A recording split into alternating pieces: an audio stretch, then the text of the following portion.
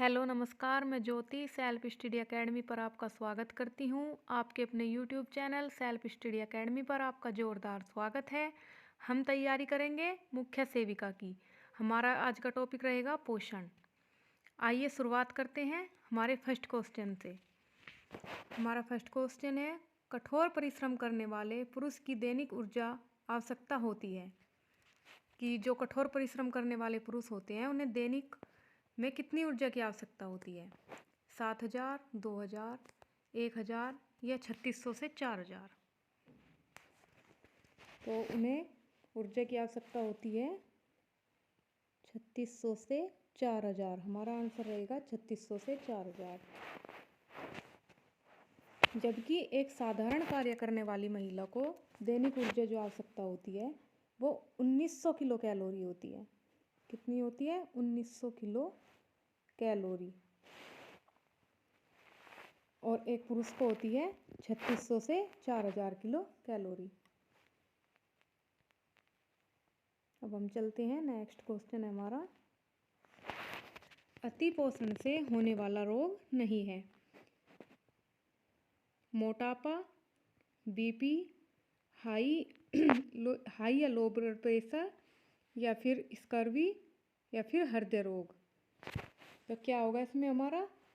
इसमें होगा हमारा स्कर्वी, जो कि हमारा होता है विटामिन सी की कमी से। विटामिन सी की कमी से होता है हमारा स्कर्वी रोग। और विटामिन सी कैसे प्राप्त होता है? विटामिन सी हमें प्राप्त होता है खट्टे फलों से। खट्टे फलों से। जबकि मोटापा, बीपी और हमारे जो हृदय रोग होता है वो हमारा अतिपोषण या कुपोषण की स्थिति से ये हमारे रोग होते हैं। अब चलते हैं हम नेक्स्ट।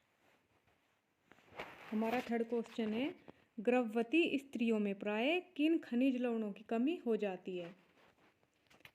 सोडियम आयरन, या फिर सोडियम पोटेशियम, या फिर पोटेशियम कैल्शियम, या फिर कैल्शियम और आयरन। तो क्या होगा हमारा आंसर?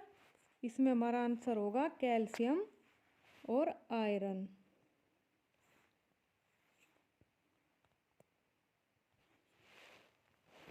कैल्शियम हमारे शरीर में क्या कार्य करता है? कैल्शियम से हमारी हड्डियों को मजबूती मिलती है,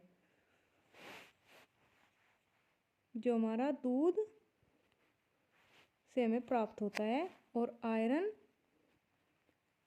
हमें प्रचुर मात्रा में सब्जियों से प्राप्त होता है।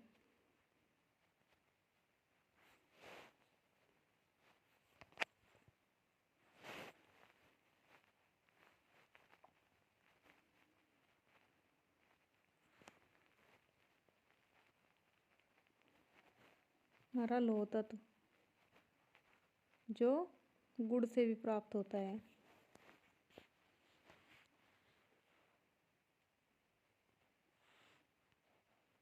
अब हम चलते हैं नेक्स्ट। हमारा फोर्थ क्वेश्चन है, शरीर का वजन कम करने में सहायक नहीं है। नंबर 1 है हमारा व्यायाम, नंबर 2 वसा, नंबर 3 कैल्शियम और नंबर 4 प्रोटीन। तो इसमें हमारा क्या होगा? इसमें होगा वसा, क्योंकि जो वसा होता है वही हमारा वजन बढ़ाने में सहायक होता है। जबकि व्यायाम से हमारा ना तो वजन बढ़ता है ना घटता है, हमारा शरीर संतुलित रहता है। और कैल्शियम हमारी हड्डियों को मजबूती प्रदान करता है, और प्रोटीन हमारा शरीर निर्माणक तत्व होता है। हम चलते हैं नेक्स्ट। हमारा फिफ्थ क्वेश्चन है, हमारे शरीर के कुल भार का कितना प्रतिशत भाग प्रोटीन से बना होता है? 10%, 20%, 50% या फिर 60%। तो हमारे शरीर के कुल भार का कितना प्रतिशत भाग प्रोटीन से बना होता है? तो हमारा है इसमें 10%। हमारे शरीर के कुल भार का 10% भाग हमें प्रोटीन से मिलता है, प्रोटीन से बना होता है। तो हमारा आंसर होगा 10%। चलते हैं नेक्स्ट। हमारे शरीर में ऊर्जा का कितना प्रतिशत भाग वसा से प्राप्त होता है? तो कितना प्रतिशत भाग हमें वसा से प्राप्त होता है? हमारे ऑप्शन है 20 से 25, 10 से 15, 30 से 35 या फिर 5 से 7। तो हमारा आंसर इसमें क्या होगा? हमारा आंसर होगा 10 से 15।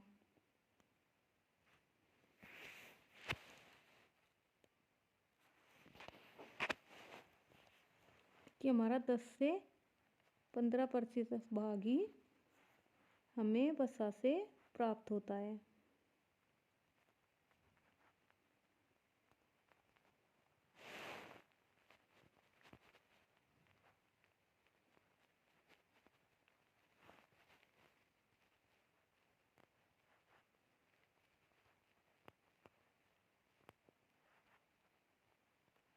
हमारा आंसर होगा 10 से 15। चलते हैं नेक्स्ट। हमारा 7th क्वेश्चन है, संतुलित आहार से होने वाला लाभ नहीं है। मोटापा वृद्धि, हमारे ऑप्शन है मोटापा वृद्धि, रोग से सुरक्षा, अच्छा स्वास्थ्य, पोषक तत्वों से शरीर निर्माण और सुरक्षा। तो इसमें हमारा आंसर क्या होगा? संतुलित आहार से हमें कौन सा लाभ प्राप्त नहीं होता?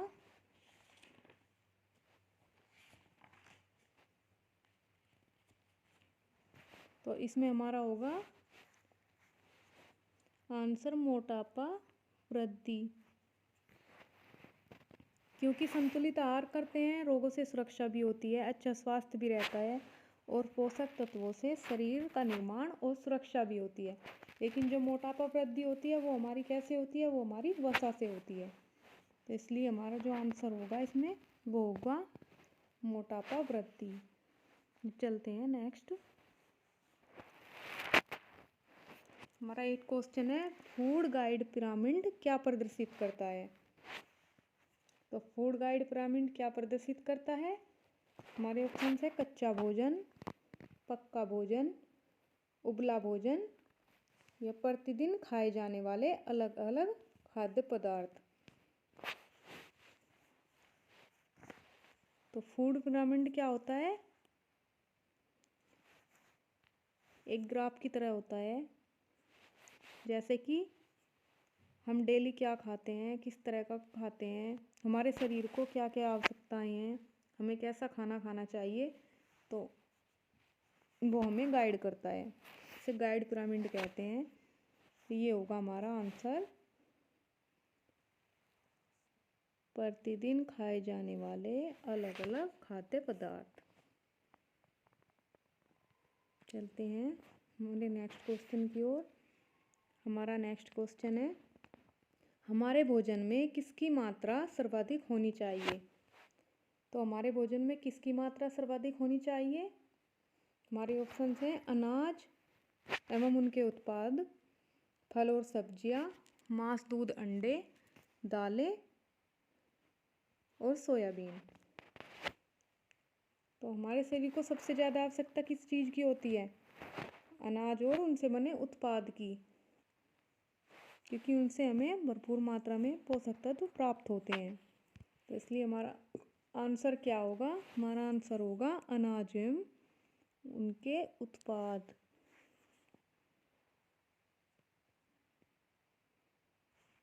क्योंकि फल और सब्जियों से हमें विटामिन मिलेंगे, मांस, दूध, अंडे से हमें प्रोटीन मिलेगी, दालें और सोयाबीन से भी हमें प्रोटीन मिलेगी। अनाज और उनसे बने उत्पादों से हमें भरपूर मात्रा में पोषक तत्व मिलेंगे। इसलिए हमारा आंसर होगा अनाज एवं उनसे बने हुए उत्पाद। चलते हैं नेक्स्ट क्वेश्चन की ओर। हमारा नेक्स्ट क्वेश्चन है, हमारे भोजन में कौन सी पोषक तत्व कम मात्रा में होने चाहिए? हमारे भोजन में कौन से पोषक तत्व कम मात्रा में होने चाहिए? कार्बोहाइड्रेट, हमारे ऑप्शन में है प्रोटीन, विटामिन और वसा। तो क्या होने चाहिए? तो हमारा आंसर होगा वसा, क्योंकि विटामिन भरपूर मात्रा में होंगे तो शरीर को उनसे लाभ होगा। प्रोटीन भी शरीर निर्माणक तत्व है, तो प्रोटीन पूरी मात्रा में लेंगे तो उससे भी शरीर हमारा स्वस्थ रहेगा। कार्बोहाइड्रेट भी उचित मात्रा में लेंगे तो उससे भी हमारे शरीर को ऊर्जा प्राप्त होगी। लेकिन वसा को हमें बहुत कम मात्रा में लेना होगा, क्योंकि इससे क्या होगा, मोटापा बढ़ेगा। तो इसलिए हमारे भोजन में वसा को हमें कम मात्रा में लेना चाहिए। चलते हैं नेक्स्ट क्वेश्चन की ओर। हमारा नेक्स्ट क्वेश्चन है, बढ़ते वजन के भय से भोजन न करने की बीमारी कहलाती है। तो हमारे ऑप्शंस हैं dyslexia, binge eating, anorexia, bulimia nervosa. तो हमारा क्या होगा, बढ़ते वजन के भय से कि ज़्यादा खाएंगे तो हमारा वजन बढ़ जाएगा। इस भय में टाइम से खाना भी नहीं खाते हैं। सारा दिन ये रहता है कि अगर हमने ये खा लिया तो हमारा वजन बढ़ जाएगा। और उसके भय से एक सोच विकसित हो जाती है, जिसको क्या नाम दिया गया है, कौन सी बीमारी का नाम दिया गया है? उसको दिया गया है एनोरेक्सिया। तो हमारा आंसर होगा एनोरेक्सिया। जबकि डिसलेक्सिया हमारी पठन विकार से संबंधित बीमारी है। और बिंज ईटिंग में क्या होता है? बिंज ईटिंग में ये होता है कि हमने ये खा लिया, भूख लगी, थोड़ी देर बाद खा लिया कि उल्टी होगी, उल्टी जैसा होता है। तो इसलिए हमारा आंसर होगा इसमें एनोरेक्सिया। चलते हैं नेक्स्ट क्वेश्चन की ओर। हमारा नेक्स्ट क्वेश्चन है, फाइबर युक्त आहार मुख्यतः सहायक होता है। हमारे ऑप्शंस हैं पाचन में, रक्त रोग प्रतिरक्षा में, रक्त शुद्ध करने में और रक्त निर्माण में। तो फाइबर युक्त जो आहार होता है हमारा, वो किस चीज़ में सहायक होता है? रक्त रोग प्रतिरक्षा में, रक्त शुद्ध करने में, रक्त निर्माण में या फिर पाचन में। तो सहायक होता है हमारा पाचन में। हमारा आंसर होगा पाचन।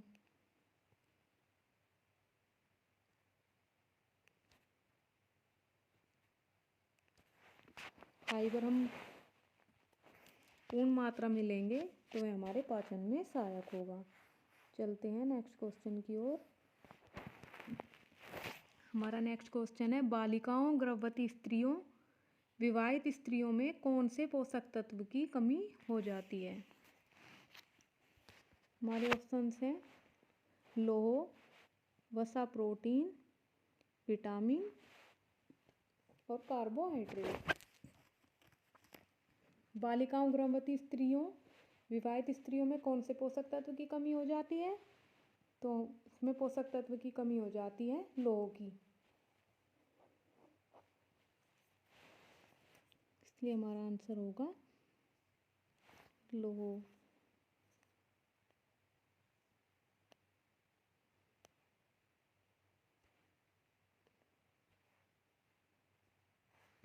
कि बालिकाओं, गर्भवती स्त्रियों और विवाहित स्त्रियों में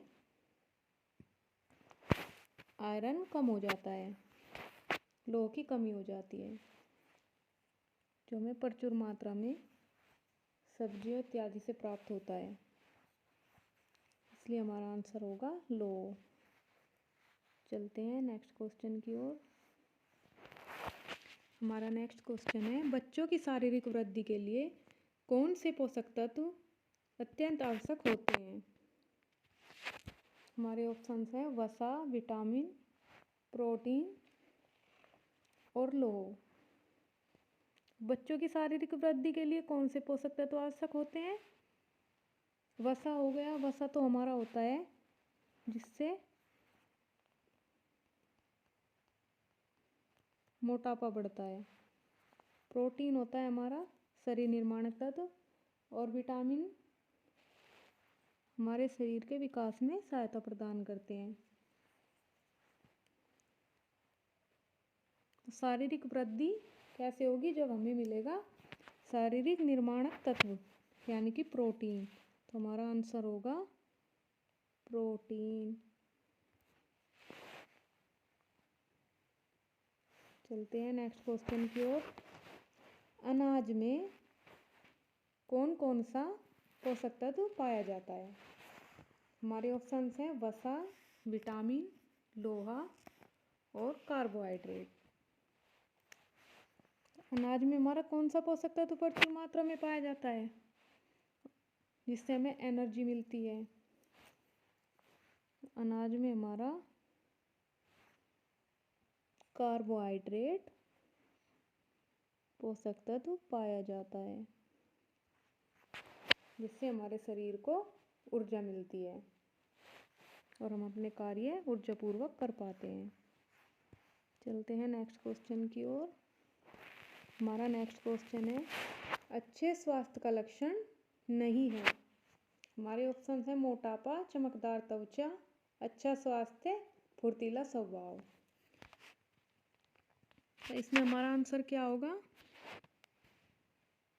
इसमें हमारा आंसर होगा क्या लक्षण नहीं है? चमकदार त्वचा होगी तो सभी यही कहेंगे कि यह व्यक्ति पूरी तरह स्वस्थ है। अच्छा स्वास्थ्य होगा उसका और स्वभाव भी उसका फुर्तीला होगा। लेकिन मोटापा कैसा होगा? वह व्यक्ति अपने दैनिक कार्यों को करने में भी असमर्थ होगा। तो अच्छे स्वास्थ्य का लक्षण क्या नहीं माना गया? तो हमारा आंसर होगा मोटापा।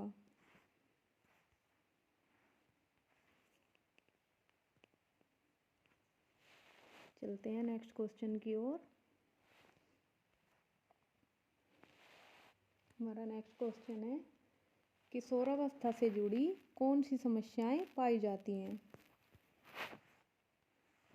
कौन सी ऐसी समस्याएं होती हैं जो हमें किशोरावस्था में जिनका सामना करना पड़ता है?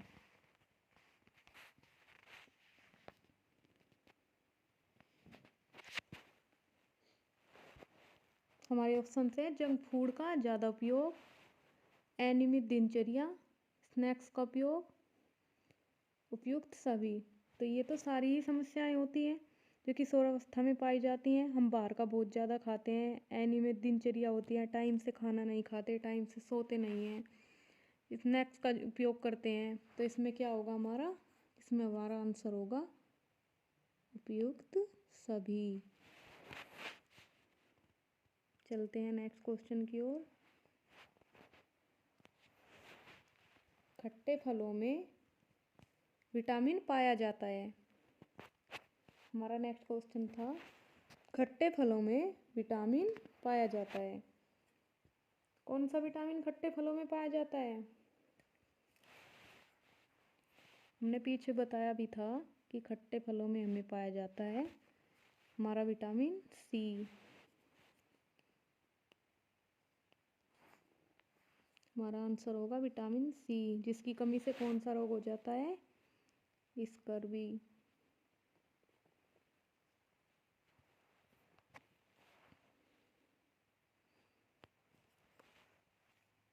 और फिर क्या होता है कि कांतिहीन त्वचा हो जाती है, दांतों में भी चमक नहीं रहती।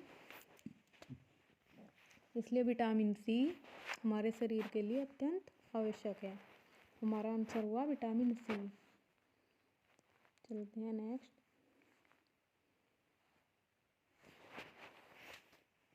ऐसा कौन सा विटामिन है जो हमारे शरीर में तीव्र दर से बनता है? ऐसा कौन सा विटामिन है जो हमारे शरीर में तीव्र दर से बनता है? हमारे ऑप्शंस हैं विटामिन बी, सी, डी और ए। तो हमारा आंसर इसमें क्या होगा? जो तीव्र दर से बनेगा हमारा आंसर होगा विटामिन डी। विटामिन डी क्यों होगा? क्योंकि ये हमें सूर्य की किरणों से प्राप्त होता है। और बी, सी और विटामिन ए ये हमें सब्जियों और फलों से प्राप्त होते हैं। सूर्य की किरणों से हमें प्राप्त होता है विटामिन डी। इसलिए तो कहते हैं कि धूप को प्रचुर मात्रा में लेना चाहिए। चलते हैं नेक्स्ट क्वेश्चन की ओर। हमारा नेक्स्ट क्वेश्चन है, आयरन सबसे ज़्यादा पाया जाता है, यानी कि आयरन प्रचुर मात्रा में सबसे ज़्यादा किस में पाया जाता है। हमारे ऑप्शंस हैं दूध, फल, अंडे और हरी सब्जियां। तो इसमें क्या होगा, अंडे से हमें क्या मिलता है, प्रोटीन, और दूध से प्रोटीन, और फलों से मिलते हैं हमें विटामिन, और हरी सब्जियों से हमें आयरन। हमारा आंसर क्या होगा, हरी सब्जियां।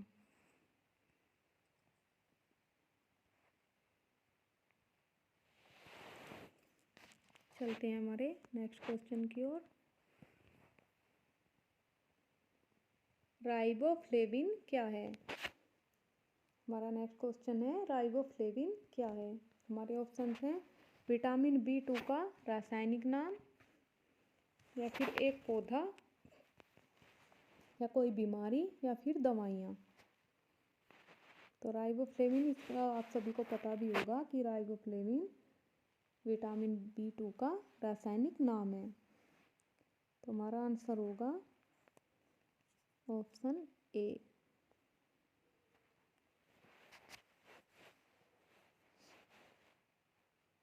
ना तो ये पौधा है, ना ये बीमारी, और ना ये दवाइयाँ।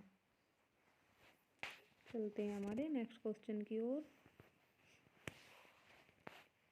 हमारा नेक्स्ट क्वेश्चन है, भोजन का सबसे प्रमुख अंग क्या है। तो भोजन का हमारे सबसे प्रमुख अंग कौन सा है। हमारे ऑप्शन है प्रोटीन, वसा, कार्बोहाइड्रेट और फिर आयरन। वैसे तो हमारे शरीर को इन्हीं सभी पोषक तत्वों की आवश्यकता होती है। प्रोटीन की भी आवश्यकता होती है, वसा की भी आवश्यकता होती है, कार्बोहाइड्रेट की भी आवश्यकता होती है, आयरन की भी होती है, लेकिन जो सबसे ज़्यादा ज़रूरी है हमारे शरीर में, जो हमारे भोजन का प्रमुख अंग होता है और हमें जिससे एनर्जी मिलती है, वो होता है हमारा कार्बोहाइड्रेट। प्रोटीन क्या हुआ, शरीर निर्माणक तत्व हुआ। वसा क्या हुआ, वसा से हमारा फैट, मोटापा बढ़ा। और कार्बोहाइड्रेट क्या हुआ, कार्बोहाइड्रेट में ऊर्जा मिली। और आयरन क्या हुआ, हमारे रक्त प्रवाह में महत्वपूर्ण भूमिका निभाता है।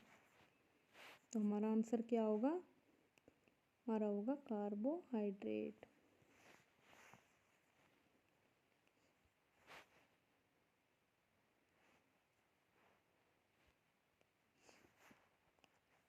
चलते हैं हमारे नेक्स्ट क्वेश्चन की ओर। हमारा नेक्स्ट क्वेश्चन है, दूध में पाई जाने वाली प्रोटीन कौन सी होती है। तो बताइए ऐसी कौन सी प्रोटीन होती है जो दूध में मिलती है। हमारे ऑप्शन है केसीन, केरोटीन, ग्लेबिन, या फिर उपयुक्त सभी। ऐसी कौन सी प्रोटीन है जो दूध में मिलती है। तो दूध में मिलती है हमारी केसीन, जिसकी वजह से हमारे जो दूध का कलर होता है वो भी थोड़ा सा पीला पाया जाता है। तो हमारा आंसर होगा केसीन।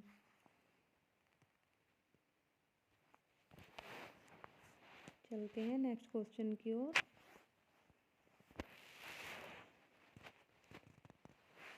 हमारा नेक्स्ट क्वेश्चन है, कार्बोहाइड्रेट की मात्रा ज़्यादा लेने से शरीर पर क्या प्रभाव पड़ता है।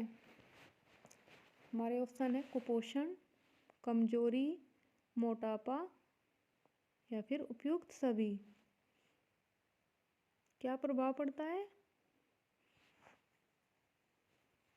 कार्बोहाइड्रेट की मात्रा ज़्यादा लेने से भी हमारे शरीर पर मोटापा ज़्यादा हो जाता है। इसलिए हमारा आंसर होगा मोटापा।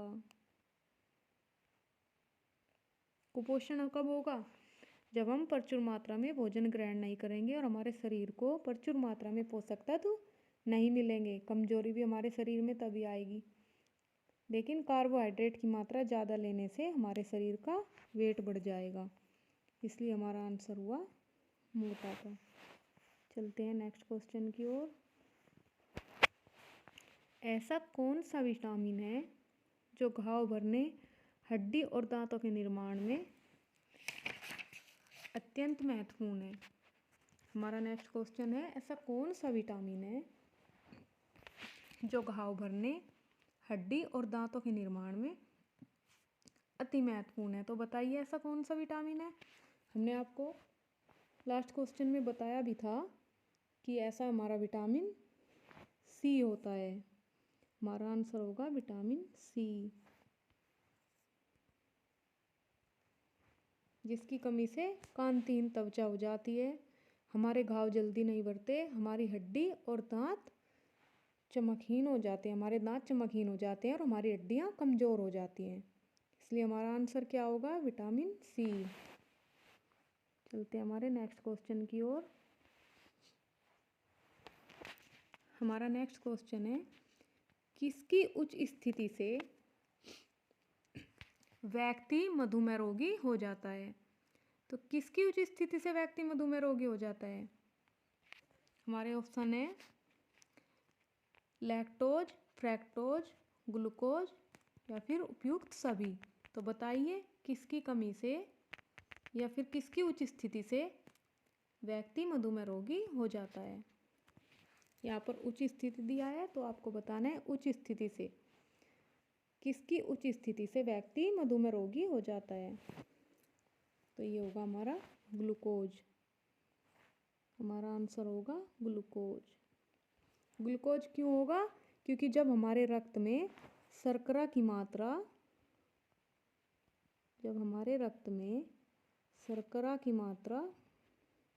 बढ़ जाती है तो क्या होता है? व्यक्ति को मधुमेह होता है, व्यक्ति मधुमेह रोगी हो जाता है। इसलिए हमारा आंसर होगा ग्लूकोज। चलते हैं हमारे नेक्स्ट क्वेश्चन की ओर। हमारा नेक्स्ट क्वेश्चन है, मनुष्य के नाखूनों व बालों के निर्माण में कौन सा प्रोटीन विद्यमान होता है? आपको बताना है मनुष्य के नाखून व बालों के निर्माण में कौन सा प्रोटीन विद्यमान होता है। हमारे ऑप्शन है केराटिन, हिस्टोन, केसिन या फिर सभी। तो मनुष्य के नाखून व बालों के निर्माण में हमारा केराटिन प्रोटीन विद्यमान होता है। तो हमारा आंसर होगा केराटिन। क्योंकि अगर यह इसकी कमी हो जाएगी तो मनुष्य के नाखून चमकहीन हो जाएंगे, उसके बाल भी चमकहीन हो जाएंगे और समय से पहले सफ़ेद भी हो जाएंगे।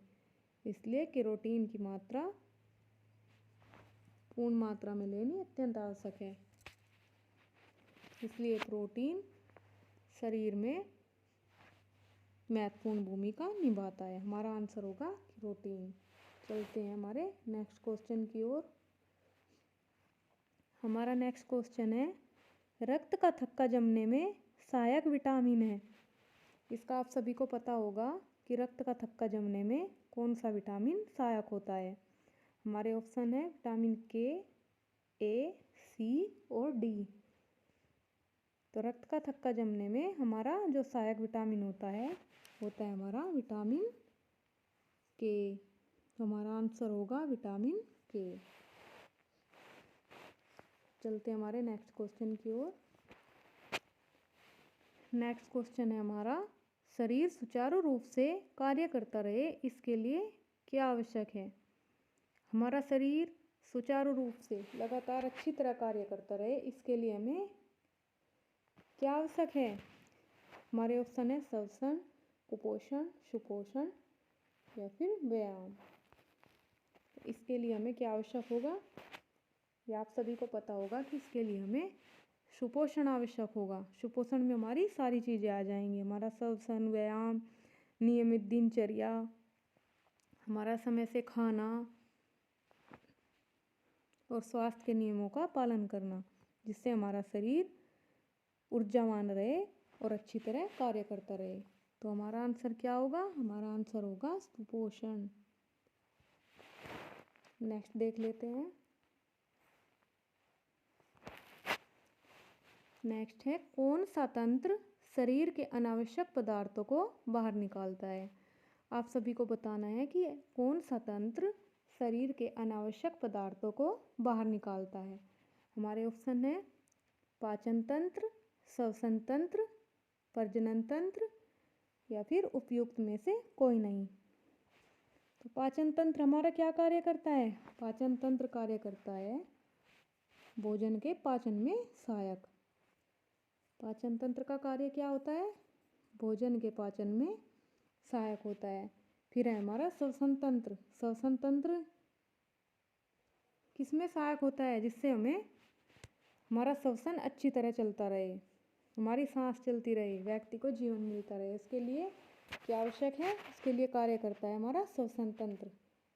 और प्रजनन तंत्र, हमारा जो प्रजनन तंत्र है वह व्यक्ति को दर पीढ़ी उत्पत्ति में सहायक होता है।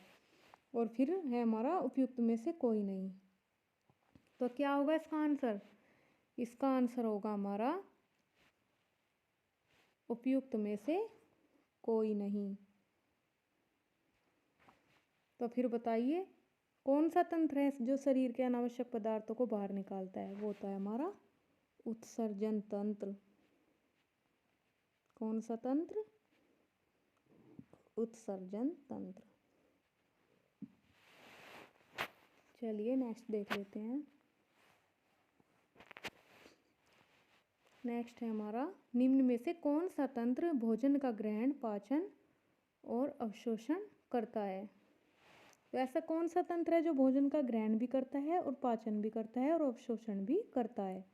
तो हमारे ऑप्शंस हैं श्वसन तंत्र, पेशीय तंत्र, उपयुक्त दोनों या फिर निम्न में से कोई नहीं। तो श्वसन तंत्र हमने आपको लास्ट क्वेश्चन में भी बताया था कि श्वसन तंत्र किसमें सहायक होता है? हमारी श्वसन क्रिया को सुचारू रूप से चलाने में सहायता करता है। पेशीय तंत्र हमारे शरीर को आकार प्रदान करता है, गति प्रदान करता है। तो ये हमारा आंसर क्या होगा? हमारा थर्ड ऑप्शन है उपयुक्त दोनों। तो इनमें से कोई नहीं होगा। तो हमारा फोर्थ है निम्न में से कोई नहीं। तो इसका आंसर होगा हमारा निम्न में से कोई नहीं। तो फिर ऐसा कौन सा तंत्र होगा जो भोजन का ग्रहण, पाचन और अवशोषण करेगा? वो होगा हमारा पाचन तंत्र। क्या होगा? पाचन तंत्र। चलिए नेक्स्ट देख लेते हैं। नेक्स्ट है हमारा, क्लोरीन का शरीर में क्या कार्य है? हमारे ऑप्शन हैं तापक्रम स्थिर करना, रक्त स्राव रोकना, प्रजनन तंत्र की सुरक्षा या फिर पाचन रसों का निर्माण कर उसे सक्रिय बनाना। तो क्या आंसर होगा इसका? हमारा ऑप्शंस आपके सामने है। तो इसमें हमारा जो तापक्रम स्थिर कैसे होता है? तापक्रम को हमारे स्थिर करता है हमारा जल। तापक्रम स्थिर करने में हमारा जल महत्वपूर्ण भूमिका निभाता है। रक्त स्राव हमारा कौन रोकता है? जो रक्त का थक्का जमने में सहायक होता है, विटामिन के। तो हमारा इसका आंसर होगा पाचन रसों का निर्माण कर उसे सक्रिय बनाना।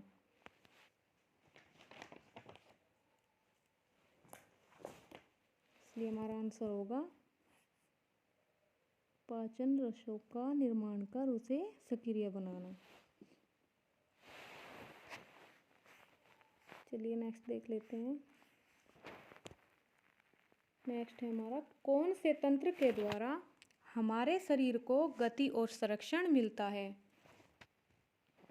कौन से तंत्र के द्वारा हमारे शरीर को गति और संरक्षण मिलता है? हमारे ऑप्शन हैं अस्थि तंत्र, प्रजनन तंत्र, पाचन तंत्र और उपयुक्त सभी। तो इसका हमारा आंसर क्या होगा? पाचन तंत्र, प्रजनन तंत्र को हम आपको बता चुके हैं। उपयुक्त सभी भी इसका आंसर नहीं होगा। तो इसका आंसर होगा हमारा अस्थि तंत्र।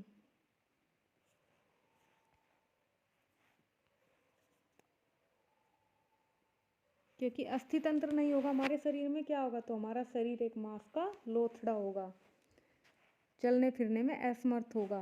तो हमारा जो अस्थि तंत्र होता है वो हमारे शरीर को गति और संरक्षण प्रदान करता है, इसलिए हमारा आंसर होगा अस्थि तंत्र। चलिए नेक्स्ट देख लेते हैं। कार्बोहाइड्रेट का पाचन कौन करता है? हमारे ऑप्शंस हैं छोटी आंत, अमाशय, गुर्दे या फिर उपयुक्त में से कोई नहीं। तो कार्बोहाइड्रेट का पाचन कौन करता है, आप सभी को बताना है।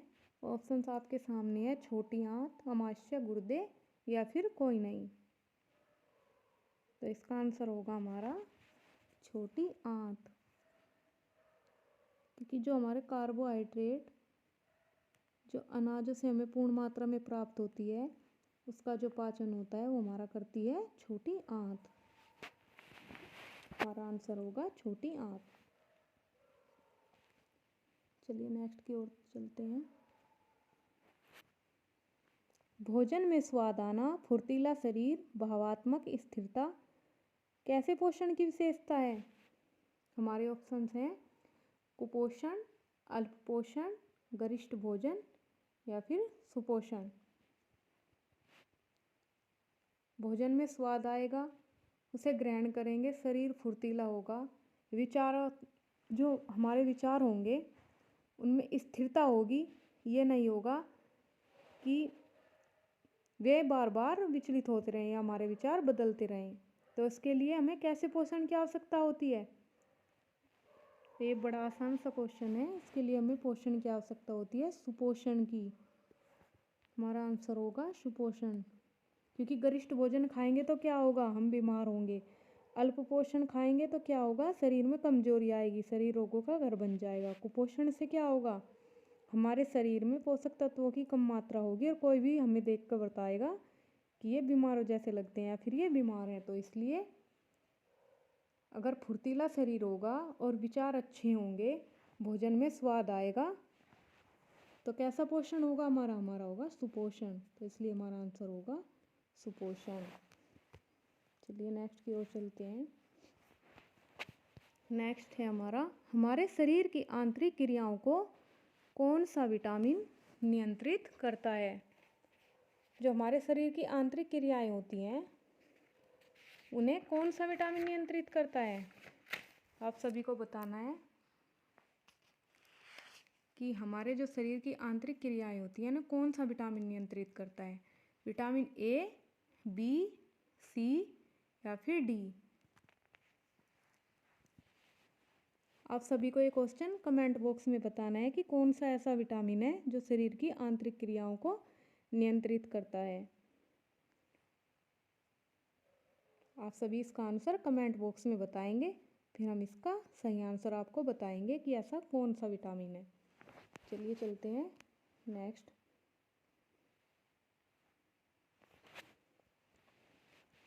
नेक्स्ट है हमारा कार्बोहाइड्रेट का मुख्य कार्य है।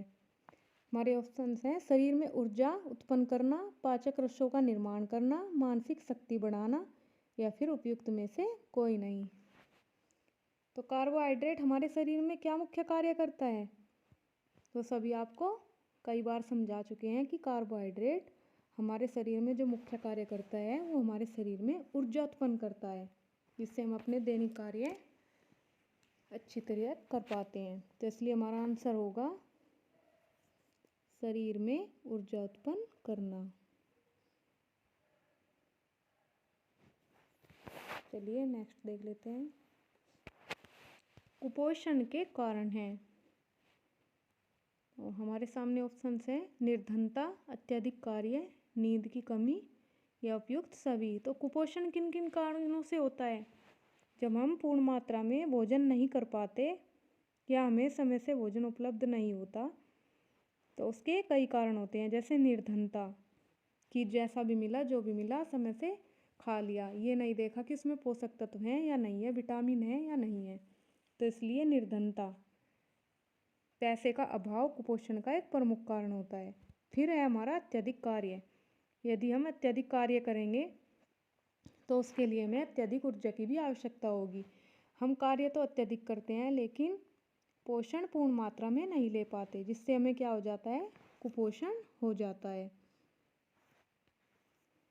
फिर है हमारा नींद की कमी।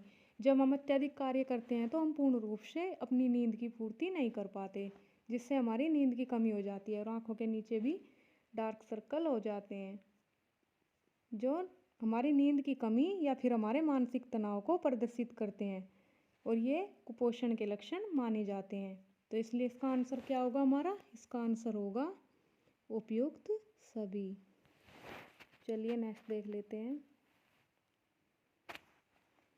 नेक्स्ट है हमारा मटर, दालें, सेम, धान, गेहूं, बाजरा, मक्का, ज्वार आदि कौन सी प्रोटीन के उदाहरण हैं।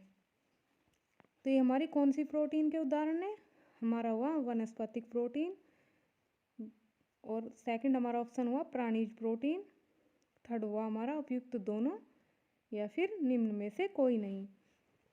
आपको पता है मटर, दालें, सेम, धान, गेहूं ये सब हमें वनस्पति से प्राप्त होते हैं, इसलिए हमारे कौन सी प्रोटीन हुई, हमारी हुई वनस्पतिक प्रोटीन। तो हमारा आंसर हुआ वनस्पतिक प्रोटीन।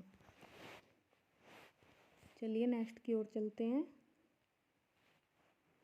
नेक्स्ट है हमारा जल शरीर में कौन सी मुख्य भूमिका निभाता है।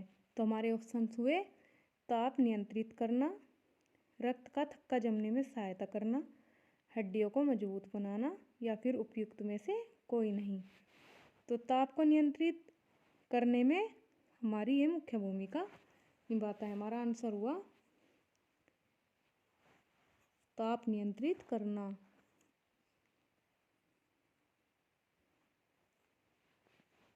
क्योंकि रक्त का जो थक्का जमने में सहायक होता है वो होता है हमारा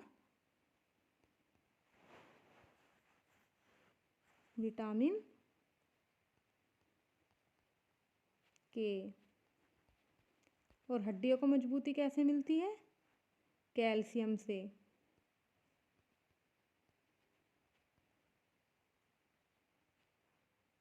हमारे हड्डियों को मजबूती कौन प्रदान करता है, कैल्शियम।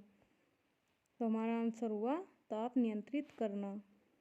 क्योंकि जल हमारे शरीर में एक ऐसा तत्व होता है जो हमारे ताप को नियंत्रित करता है। अगर शरीर का तापमान कम या ज़्यादा हुआ तो वह उसे नियंत्रित करने में महत्वपूर्ण भूमिका निभाता है।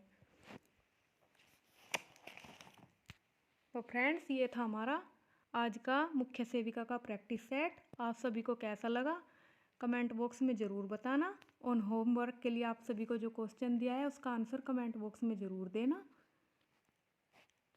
और चैनल को लाइक और सब्सक्राइब करना मत भूलना। तो फिर मिलते हैं नेक्स्ट वीडियो में। नमस्कार।